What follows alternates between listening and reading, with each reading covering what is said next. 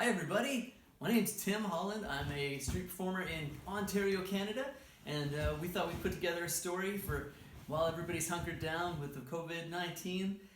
This is Crackers the Parrot. Hey, how you doing? I am a ventriloquist. You're a what? So I'm going to read the book. What do you mean? Because you're a puppet.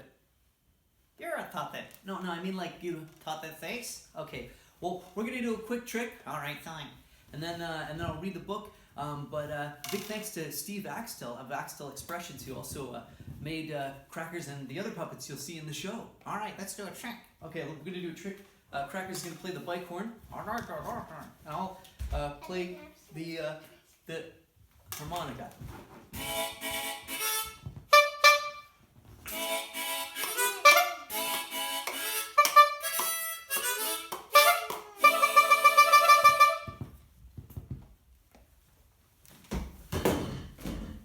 I thought it'd be fun to read a bit from with Julius the Turtle here. All right. Now, Julius, Yeah. I thought you could read the first line. It's Betty and Billy brought Walter home from the dog pound.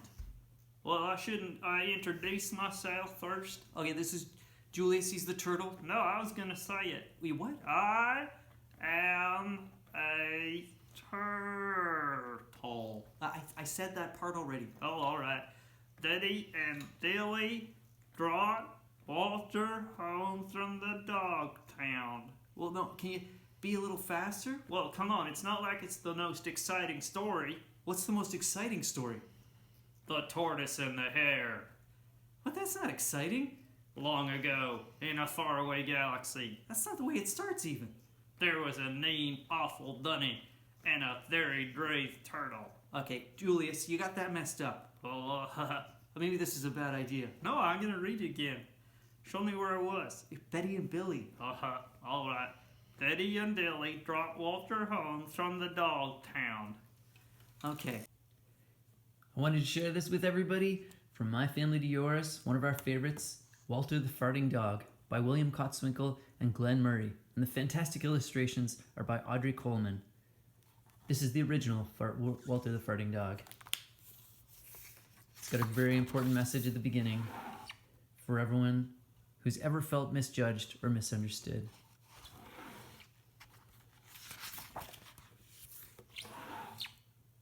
Betty and Billy brought Walter home from the dog pound.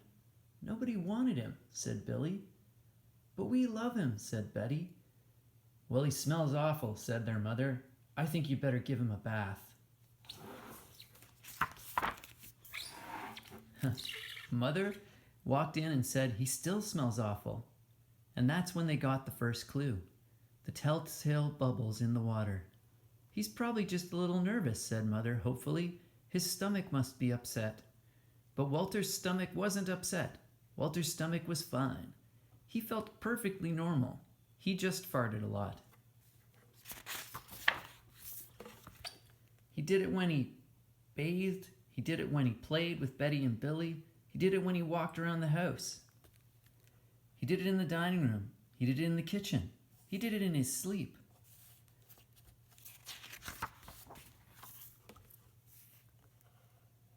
That dog farts morning, noon, and night, said Father. He can't help it, Daddy, said Betty and Billy. They didn't mind Walter's farts. So what if he farts? Billy said to Betty when they were alone in their room with Walter. Betty agreed. Walter agreed too. He sat there looking innocently around, farting. Take him to the vet, said Father.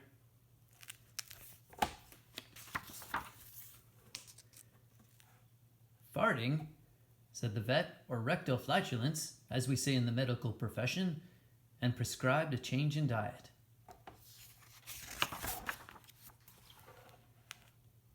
They gave Walter every kind of dog food and he still farted.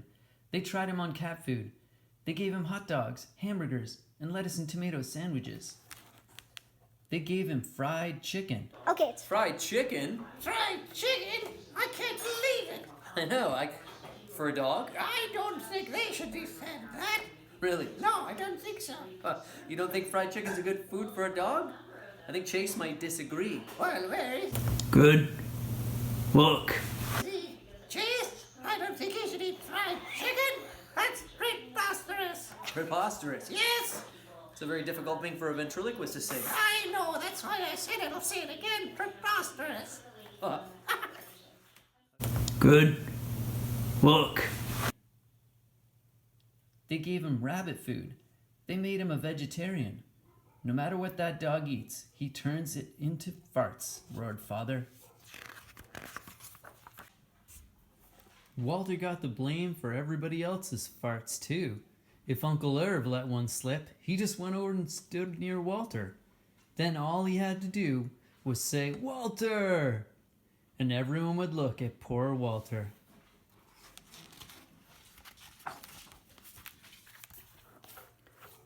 "He has to go back to the pound," said Father.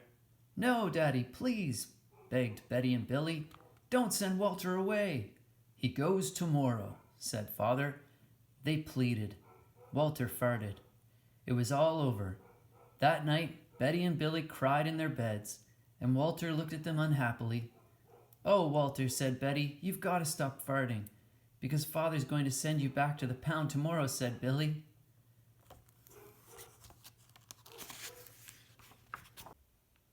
Walter knew how serious the situation was.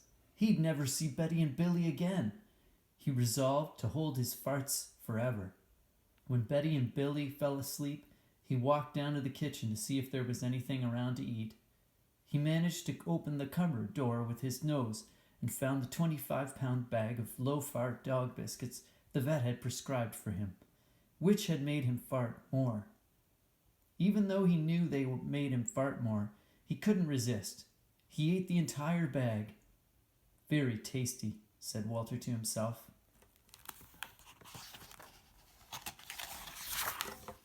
And then he went and lay down on the sofa. A gigantic gas bubble began to build inside him. "This is going to be trouble," he said to himself nervously. He was afraid of what might happen if he let it go. He thought maybe the house would explode, so he kept it in. It wasn't easy. In fact, it was torture. But he had resolved never to fart again. His future depended on it.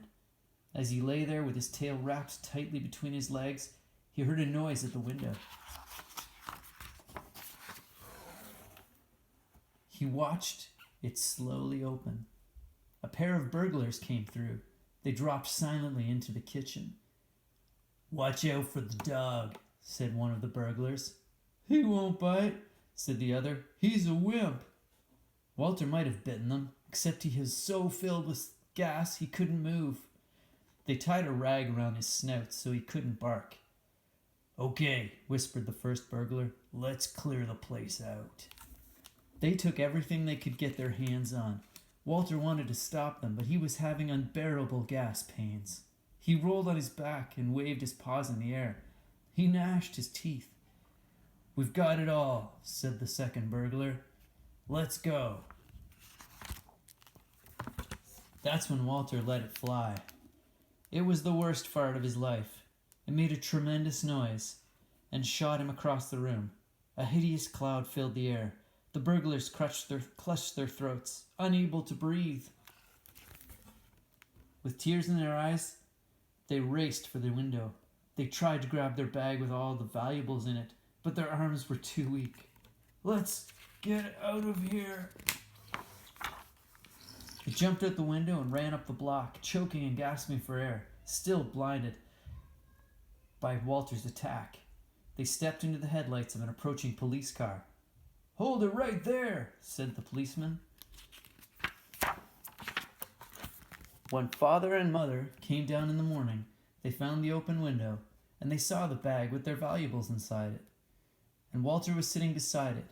He still had the rag tied around his snout. You'd have to say he looked heroic.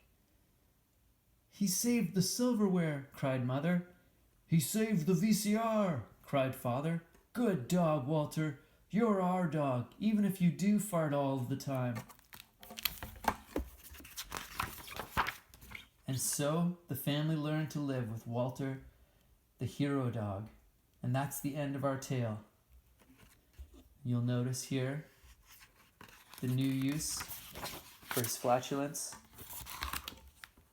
trails to power Walter's Wonder Park. 100% natural gas powered. And that's Walter the farting dog.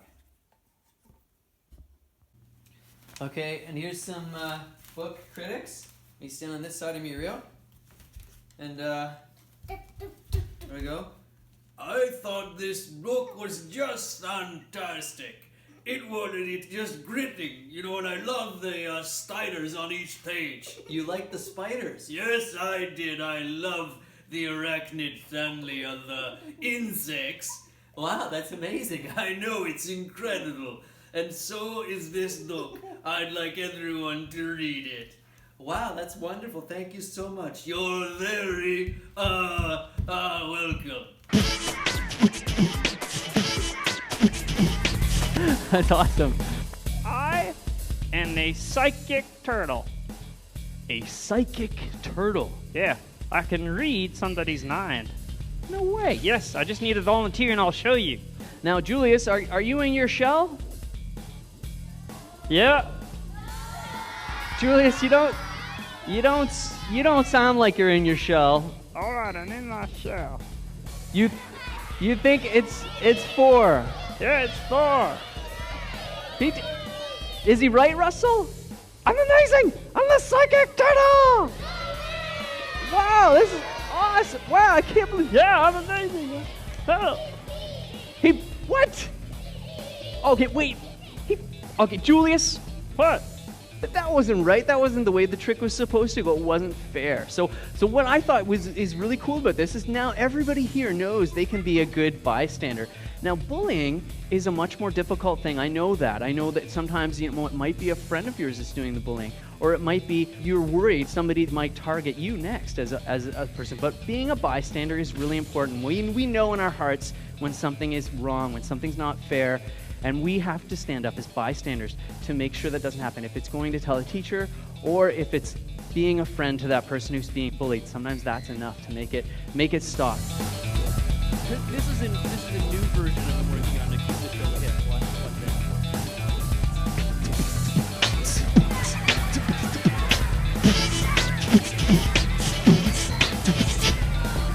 This is Al. But Al, what are you doing? What? I told everybody you're a space alien. Oh, I should have told you, Tim. I'm actually not a space alien anymore. What? I am now a Santa's elf. What? Can I show them your head? Oh, all right. Take this silly head off. It's overheating my brain. Ah! See, he's got this cool alien head. You really think it's cool? Yeah. Because you guys think it's cool? You guys think it's cool? Yeah. See, now what happened to you? Well, somebody called me a picklehead. Everybody laughed. And then they actually told a bunch of people that my skin was all sticky and slimy. And it's not. No, it's not. It's not. So people actually spread a rumor about you too? Yeah, people spread a rumor about me. Oh, I think you've been a victim of bullying, Al. So, yeah, because you're Al the alien. He's like really cool. But if he's a Santa's elf, he's only ever going to be a second place Santa's elf. Oh, yeah, I wasn't very good at a Santa's elf. I don't even know about toys at all. Let's all try and be our best selves rather than trying to be anybody else. If somebody makes fun of us, then that's their problem. It's not really ours. We have to all work together to keep everybody feeling good about ourselves. I was so scared. Oh my goodness, I didn't know what to do. I saw the chicken coming and I didn't know I was gonna run away. A chicken! Wow! I was so scared. I saw the chicken and I've never seen a chicken like that. I was so scared. I just wasn't gonna what Brooklyn was gonna do. I was so scared. I didn't know I was shaking and not doing it. I was so scared. Awesome. Okay, perfect. And I found out that sometimes people think it's funny to make fun of others and make jokes about things people can't change about themselves, and that is bullying. That's the most common form of bullying, is people calling names. The first thing I wanted to show you guys, I'm a professional comedian, and part of why I think people think it's funny to make fun of people is because they see shows on TV or cartoons or movies where people look like their feelings are getting hurt. Really? But those aren't real. No, what do you mean? I could actually take your voice away. You could not. I dare you to. You could. We could actually switch voices.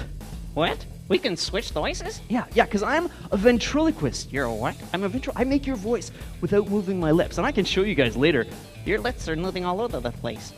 When I make your voice. Your voice, really? Yeah, watch. I'll take his voice. We'll replace it with mine. Watch on the count of 3. Okay. Count of 3. 1, 2, 3.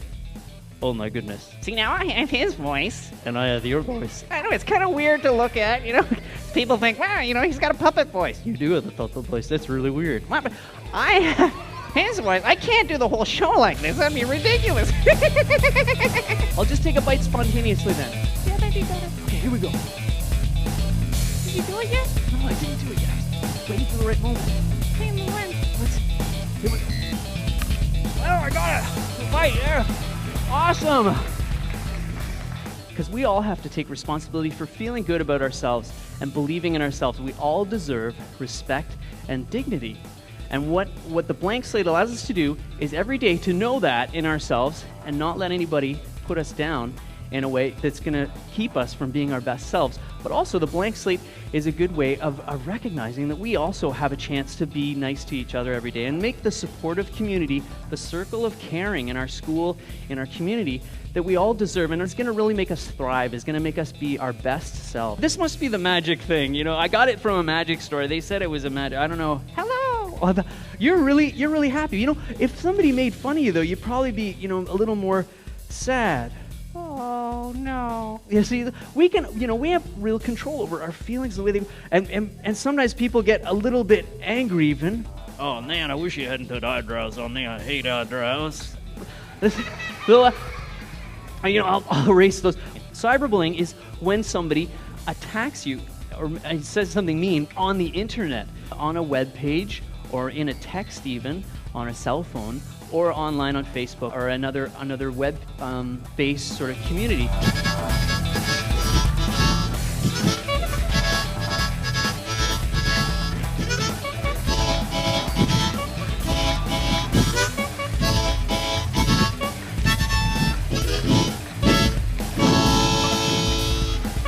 Thanks. Awesome.